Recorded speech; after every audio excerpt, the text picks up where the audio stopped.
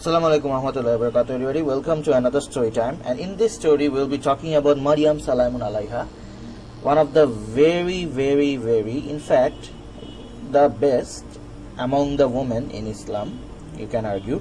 So today we'll be talking about her story as mentioned in Surah Al-Maryam, the 19th surah, and we'll be going through in details, even though the story is not so long, but I want to add a few things to this because the Quran presents it in a wonderful way, and it is like in a whole new level compared to how the accounts are available in the Bible right now. So I will take my time to help you appreciate how beautifully Allah presents this amazing, what should I say, slave of Allah in Islam, and how Allah honored her. Not only her, but also I would add that if in the Quran, if you read through the Quran, you will observe that Allah doesn't mention any woman by name. He doesn't do that except for her. He doesn't mention anyone by name. That's one of the things I find fascinating in the Quran. You know, it's like protecting who they are. Allah is not exposing them. And now some people will say women are never mentioned in Islam, so women are neglected. No, actually women of Islam don't think like that. They don't like this thing called exposure. Yeah, you may probably hear someone who wants to get famous, but believe me, someone who's a believer, like a true believer in Islam and a student of the Quran, and she is a female, she would not love to be exposed like who she is. She won't want the whole world to know who she is.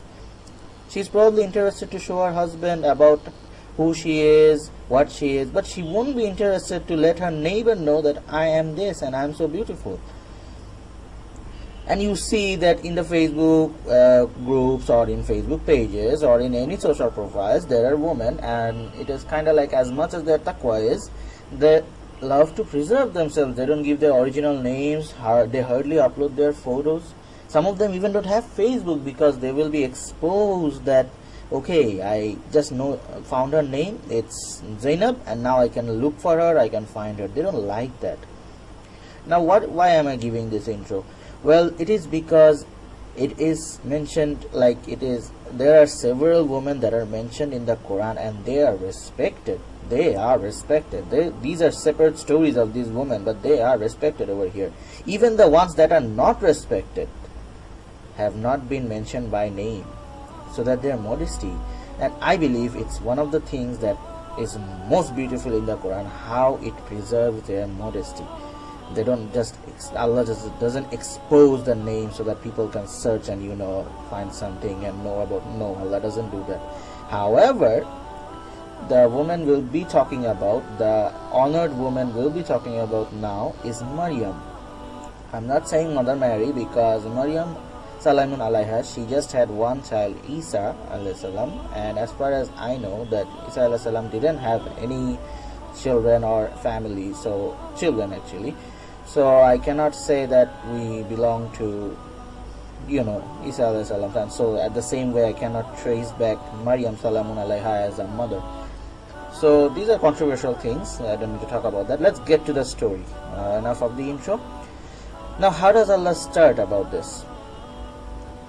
He subhanahu wa ta'ala starts, after mentioning the story of Yahya alayhi salam, he starts by saying, and mentioned in the book, that means in the Quran, the story of Maryam, when she withdrew in the seclusion from her family to a place facing east.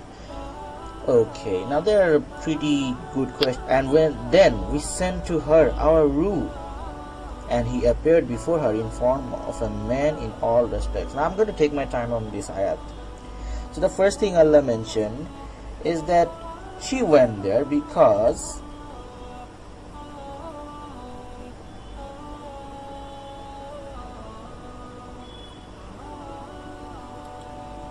she was doing for hijab. Now don't misunderstand this ayat as she went in a different place to do hijab. Not that hijab. Hijab as in of protecting herself. Yes, she did kind of hijab, but not that just a hijab of the head, like a whole hijab. Okay, One easy translation would be a soul. Even though I will say, I have to say that Ruh is not translated as soul, but for the sake of time and simplicity, I'll just tell you that. And this is referring to Angel Jibril, alayhi salam. So he appeared in front of her in form of a man in all respects. That means he is just perfect. Like he is now like a man who is just like a dream for any woman. You can say that.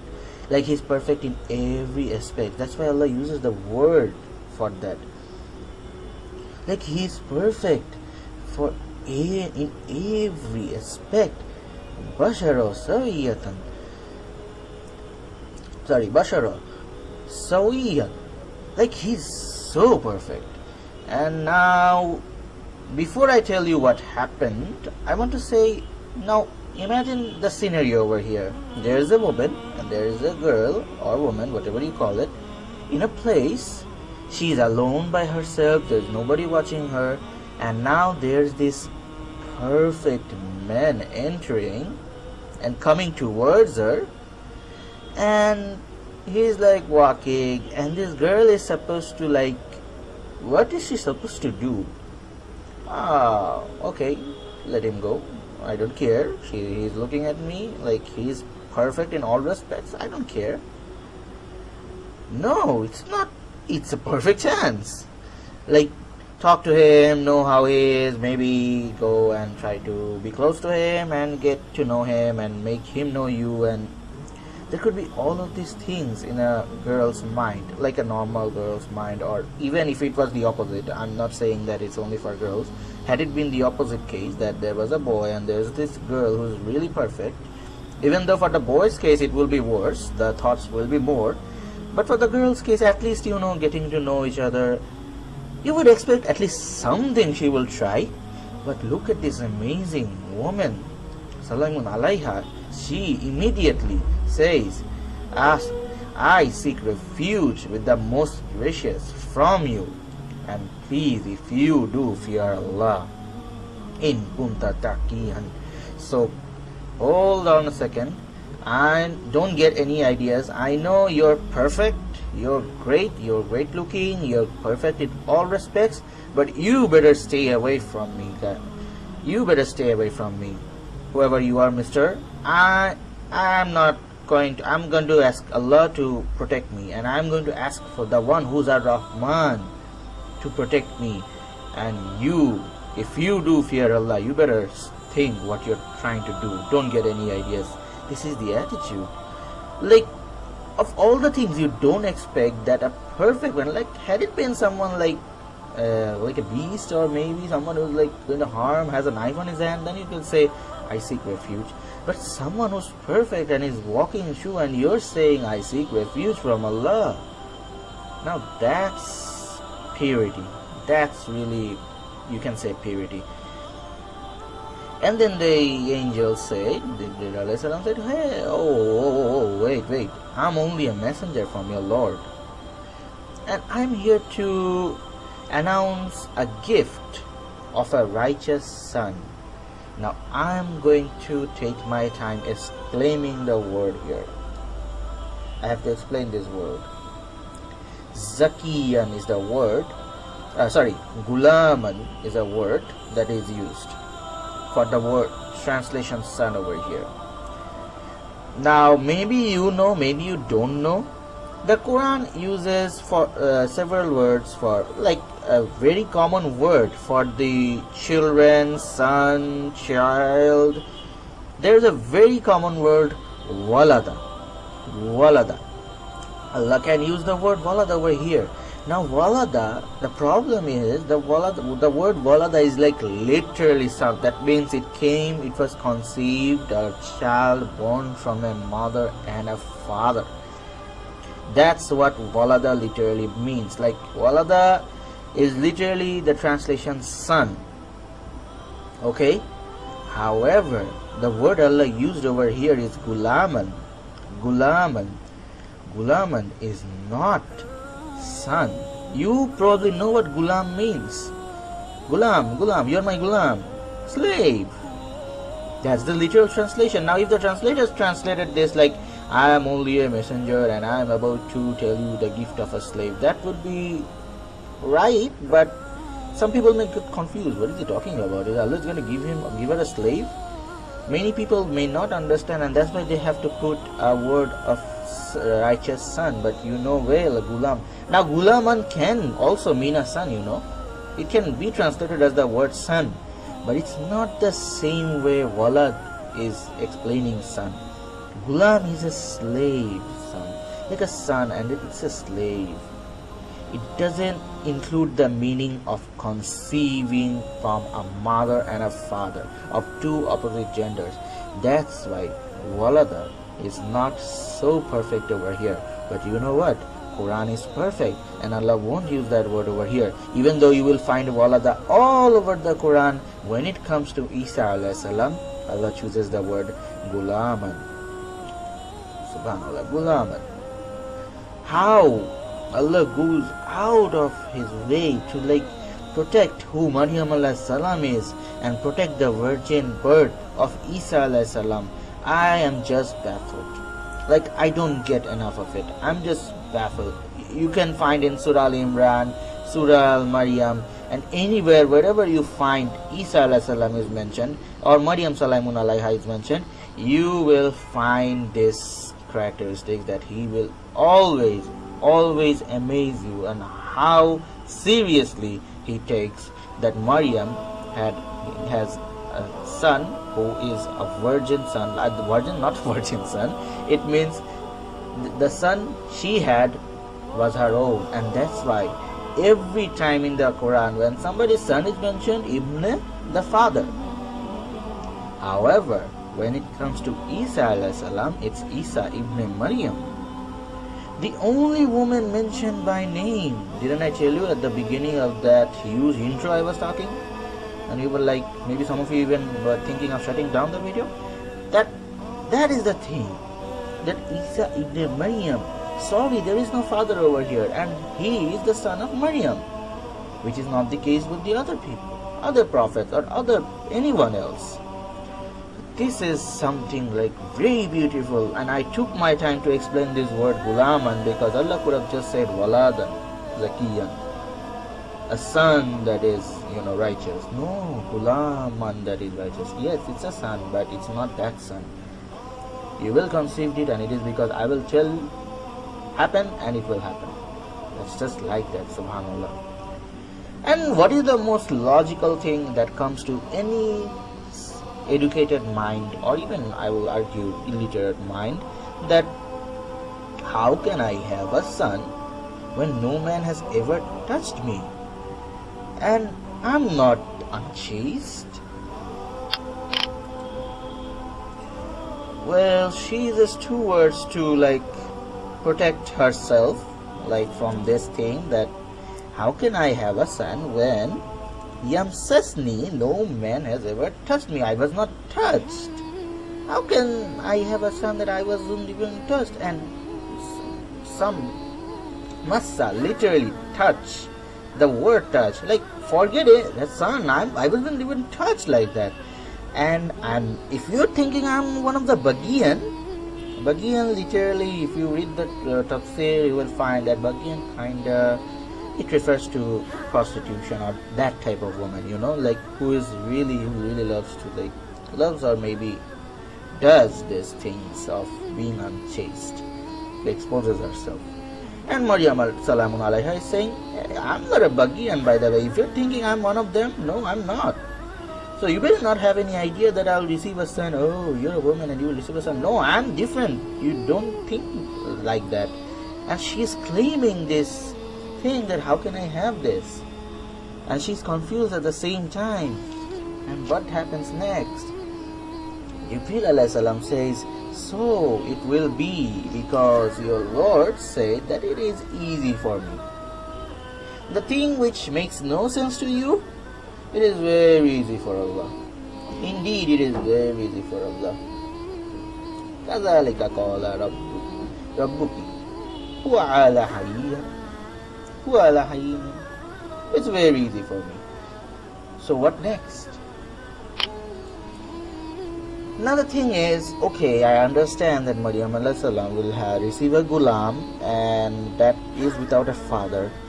Why is all of this happening? And this is the question of many Christians. Probably after they convert to Islam, they hide this question because, okay, I understand that Jesus doesn't have a father, but what is the purpose of this? I mean, why would Allah do this? Like, create someone without a father? What would be the purpose of this? If you have this question, I don't know if you're a Muslim or a Christian, this story time is kind of dedicated to both religions. So that answer to that question is this, and Allah mentions why He is doing this, and to appoint Him as a sign to mankind and mercy from us, and it is a matter decreed by Allah. Now let's explain this. Allah is saying that I have appointed Him as a ayat, a sign for the mankind. That means He is one of the miracles of Allah, that He is Almighty, and He is honored enough to be one of the ayats. You know, you won't say like, I want to explain this ayat. I'm sorry if the time goes above 1 hour or something, but I want to take my time to explain the beauty of these things in this amazing story. So how being an ayat is an awesome thing. Like, I'll give you an example. Maybe a teacher is saying, look at my creations. So I created this robot which can talk. I created this auto cleaner which can clean. And this student of mine, he is just like a machine. But he's a human being and this is my creation. Even though it's Allah's creation, but he's saying this is my creation. What he's trying to say is, I create that this is one of my performance proof that how awesome I can be. And you go to the student and you ask a problem, math problems, physics problems, chemistry problems, and he is able to answer everything. You know, there are kinds of people like that, no? And if you go to the teachers and yeah, he was my student, but he was a fool. Like, it was so hard to teach him, and you find it hard to believe that he was a fool when you talk to him. But anyways, so when this student is having the honor of like being the person who's like, oh, hey, so the teacher is saying that the student himself is a sign? Now that's certainly new. Yes, that is new. And Allah is saying, among all the human beings I created, Isa ibn Maryam is one of my signs. He himself, this human himself, is a sign I want to appoint. Have you ever heard people as signs? There could be prophets as sign. I'm not talking about that. But how many people in the Quran, Allah mentioned that He Himself is a sign? And this honor of being an ayat of Allah, Isa alayhi salam, and the Christians say they were not, Isa is neglected in Islam. How sad it is. Oh, you don't have any idea how honored they are. Isa alayhi salam and Maryam salamun alayha, they are like really on a whole new level in Islam. They have their place. Anyways, that was just the part I was explaining, which is Allah said that I will appoint him as a sign to mankind, to An-Nas, and also a mercy from us.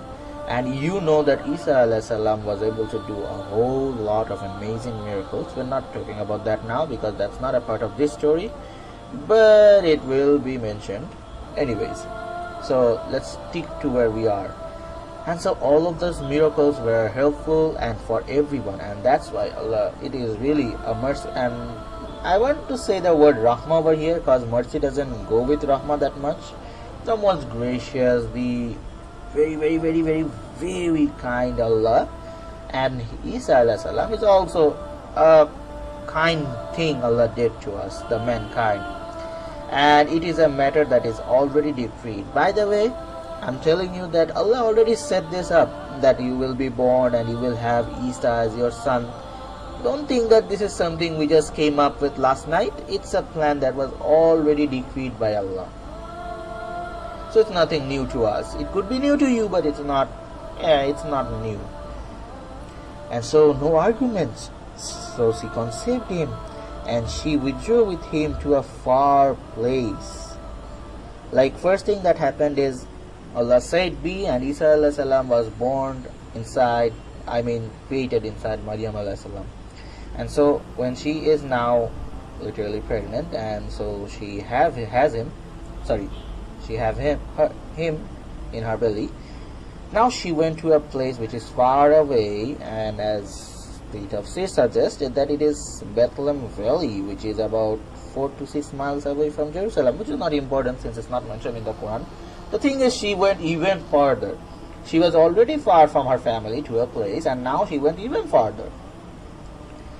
And the next ayat, and the pains of the childbirth drove her to the trunk of a date palm. Like, it was so painful, it was so hard. Now there are sisters, probably if a sister is watching this, you kind of understand that she is a pure virgin. So naturally already it is painful to give birth to a child, but I don't have to explain that she is a pure virgin and she is giving a childbirth. You can only imagine how painful it was for her. And you know what? The child grows in 9 months. 9 months. Now it doesn't mention that the child was born instantly, but this is probably the case, because Jibreel salam didn't come after 9 months and said, okay, now it has been created, because it doesn't make sense, because she will now go to the people and the people will see this, right? When people will see her, she will already have the child. So this instant creation, which every woman has to go through 9 months, and then that horrible experience of birth, to this painful experience even after 9 months, it's so painful her. And this mother of Isa alayhi salam, she is doing everything in one day, not even an hour, probably not even an hour. And she says, I wish I would have died before this. I wish I had died before this. I had been forgotten and out of sight. Which is, she's trying to say is I was found here, but I wish I was dead and I was not found. Even if I was dead, I didn't want to experience this. This is so painful for her. And you know what? Allah didn't get offended with this, and that's why it's here in the Quran. Allah is telling us, letting us know that how painful it was for her, that she would have said something like this. I wish I would have been dead, forgotten and out of sight. One of the beautiful thing is, she didn't say, why did Allah plan this? Why was I chosen? How come you did this to me? This is a legacy of Adam alayhi salam and Hawa alayhi salam. They were sent back to earth and they didn't blame Allah. Why did you send us to earth? No, they take personal responsibility. No, I had this pain and I wish I had been forgotten, but I'm not going to say, Allah, why did you give this pain to me? That's how she feels. And so and then there's a very, very big argument about this ayat, that someone from below her said, do not be sad, your Lord has provided a water stream under you, Syrian. And some people say, some of Mufassir say that it was Isa alayhi salam, which makes sense, and some say that no, it's Jibreel alayhi salam.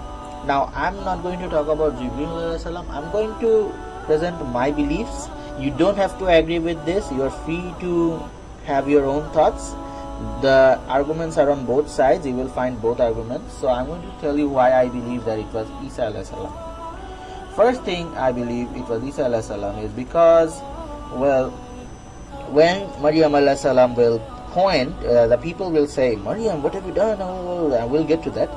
She will just point to Isa alayhi salam, which kind of indicates that she is aware that Isa alayhi salam can talk. Otherwise, along with the people, she would have been shocked too. My son is talking? How did that happen? He was just born. No, she is not shocked. In fact, she points that, talk to him, not to me. That means she is already aware that Isa alayhi salam can talk, and that easily explains this ayah, because she will say that, she will be pointing towards him. And another thing is, according to the Quran, the way Allah protects the integrity of women, how Allah respects them, I don't think it was Jibril alayhi salam alongside when this thing was happening. He was probably somewhere else or far away, or maybe at least in a decent distance. So that's why I believe that it was Isa alayhi salam. However, there are agreements and disagreements in both sides. You can think whatever you want. It's up to you. And so the same person, Isa alayhi salam, was saying that shake the trunk of the date palm towards you. So you remember that she was holding date palms, right? Date trees. So now she is told to shake those, and it will let fall fresh ripe dates upon you. So fresh ripe dates will fall upon her. That means the first thing, now look at the sequence. Allah would have given her food first and water first. That's the logical thing we do. When we serve someone, we give them food and then we give them water. But this case, sisters know well, in this case, water is important first. But it's tiring, it's a painful thing, and the thing that I need first is water. And so Isa alayhi salam, right when probably she's thinking something like this, Isa alayhi salam says, do not be sad. Look, you have a water stream under you, like you have all the water of the world. You can drink from this stream. You don't have any worries of I'm so far away, how can I have water now? No, it's already with you. By the way, there's also some fresh dates. Eat some of them too if you shake it. Now, I'm just wondering, this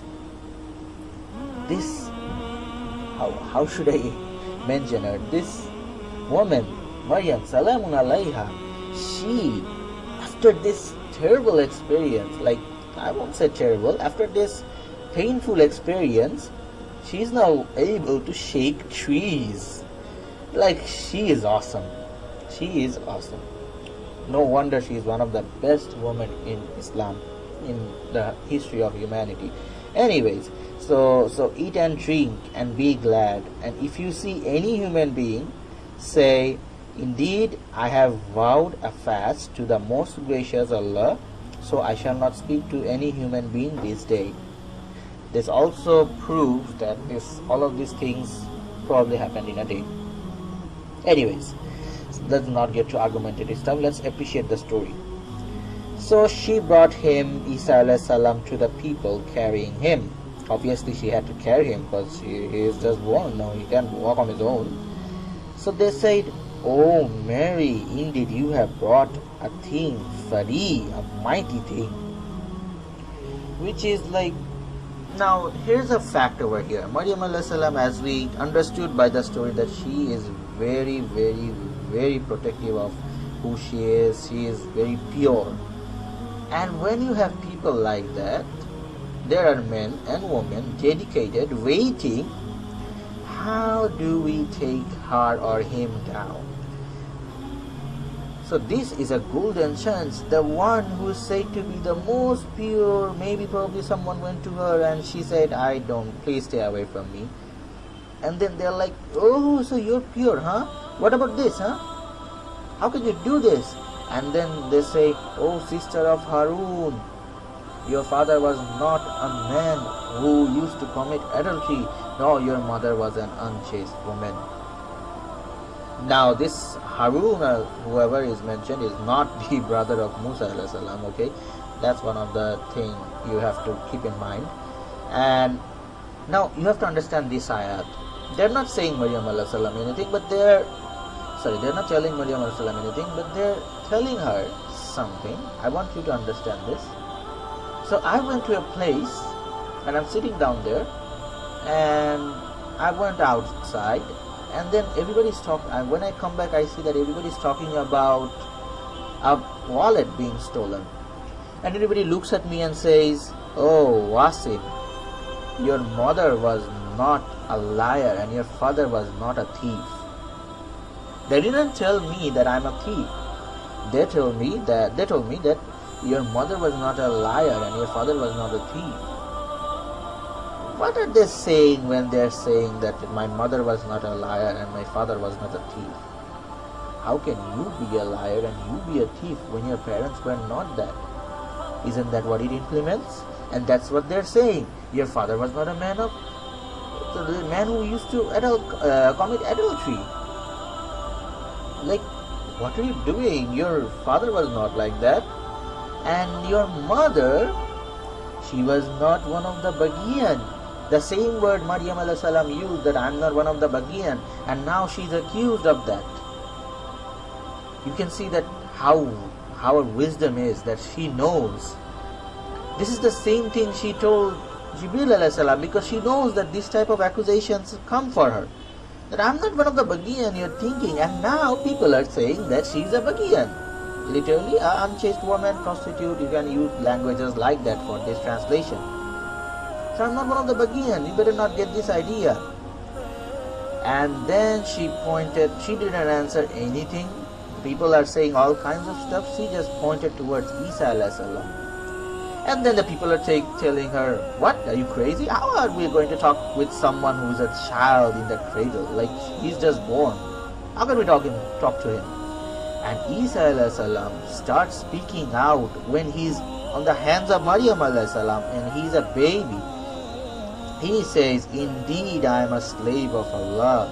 He has given me the scripture, the kitab, and made me a prophet. وَجَعَلْنِي نَبِيًّا. He has made me a prophet. And these people are just shocked. A baby is talking? There's this silence. They're just stumbled. They're looking right, looking left, like, who's talking? No, it's him. And he moves on. He keeps talking. And he has made me blessed wheresoever I be, and has enjoined on me salat and zakat as long as I live. People cannot really believe that this is happening. They are witnessing a child who was just born on a mother's hand is talking to them and saying that Allah has enjoined salat on me and zakat as long as I live. And they are silent. And Isa alayhi salam keeps talking. And dutiful to my mother and made me humble. That the literal language is not arrogant. I am not arrogant. Didn't make me arrogant, unblessed. So I'm not arrogant and I'm not unblessed. He's not telling that he is. He's saying that Allah made me like this. Now one of the beautiful things and gems to extract over here. Okay, let me finish this first. And the last thing he mentioned, as all of the people are just stumbled by what they're witnessing, and he's saying, and salam, peace be upon me, the day I was born and the day I die and the day I shall be raised alive. And Allah ends by saying, such is Isa, son of Maryam, a statement of truth about which they doubt, about which they argue, disagree, disbelieve. I want to add one ayat with this. It doesn't fit Allah. It befits not Allah. The second ayah, the 35th ayah. It doesn't fit Allah that He begets a son. So glorified is He. Subhanallah. Glorified is He. And He decrees a thing. He just says be and it happens. And the 36th ayah as well. And verily Isa alayhi salam said, and verily Allah is my Lord and your Lord. He is my Lord, first thing, and He is not my Father. He is my Lord, and He is also your Lord. So worship Him alone. That is a straight path, the religion of Islamic monotheism, which He did ordain for all of His prophets, and I am no different. So this was an extra part of the story I mentioned. Now let's explain those 4 things that Isa alayhi salam said.